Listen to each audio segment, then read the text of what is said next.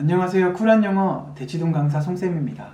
오늘은 중3에서 영어를 어느 정도 끝내야 한다 라는 말이 나온 배경에 대해서 설명을 들어보고 싶어요. 아마 여러분들도 한 번쯤 다 들어보셨던 적이 있을 거예요. 학부모님들 사이에 모여 있으면 야, 고1 올라가기 전에 중3에서 영어를 어느 정도 끝내놔야 해. 그래야 고등학교 올라가서 수월해 라는 말을 들어봤는데 왜요?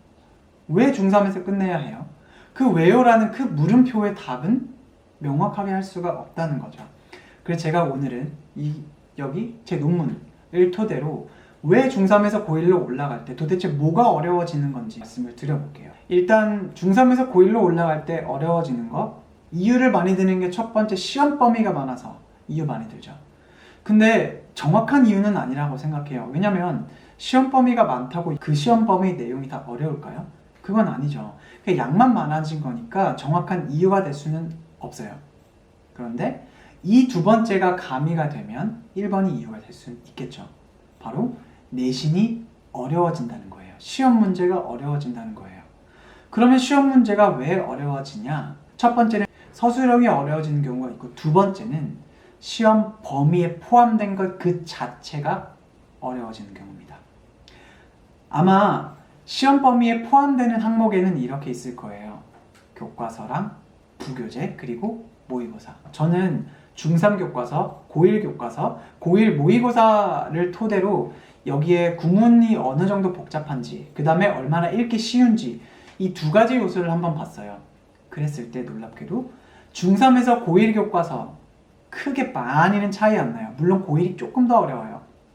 근데 중3에서 고1 모의고사를 비교했었을 때는 2배 이상 차이가 나는 거예요. 네. 그러면 자, 정리해보자. 고1이 어려워지는 이유가 뭐예요? 고1 모의고사 때문입니다. 모의고사가 갑자기 확 어려워지는 거예요. 자, 그러면 내신 시험 문제가 어려워지는 이유가 뭐예요? 시험 범위가 많아져서. 근데 시험 범위가 그냥 많아지는 게 아니고 모의고사가 포함되니까, 그 다음에 부교재는 보통 모의고사 형식으로 보거든요. 그러니까 모의고사 같은 지문이 포함되거든요. 그런 지문들이 포함되니까 시험 범위가 많아지는데, 그 시험 범위 많아진 게 어려우니까 그게 정확한 이유인 거예요. 그럼 그 어려워지는 건 어디에서다? 방금 정리해드렸듯이 모의고사다 라는 거죠. 그게 연구 결과였어요.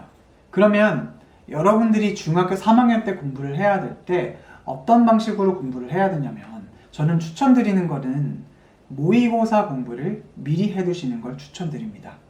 모의고사에 나와 있는 어휘들 암기하셔야 되고요.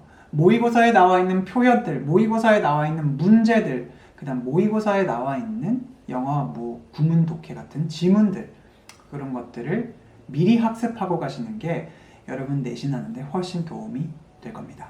정리해보면 중3에서 고1로 올라갈 때 영어가 어려워지는 이유, 혹은 중3에서 영어를 어느 정도 끝내야 한다는 이유가 뭐냐면, 중3에서 고1 때 갑자기 영어가 확 어려워진다.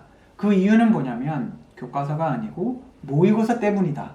그런데 학교 시험 범위에서는 이 모의고사도 포함할 뿐만 아니라 부교재도 이 모의고사 지문들로만 구성이 되어 있다. 실제로 여러분들이 학습을 할 때 모의고사 대비를 미리 해두시는 게 나중 고등학교 가서 훨씬 좋겠다라는 말입니다. 오늘 영상은 여기까지고요. 중3에서 고1 올라갈 때 힘들지 않도록 꼭 영어 잘 대비해 두시기 바랍니다. 오늘 영상이 도움이 되셨다면 구독과 좋아요 버튼을 눌러주세요.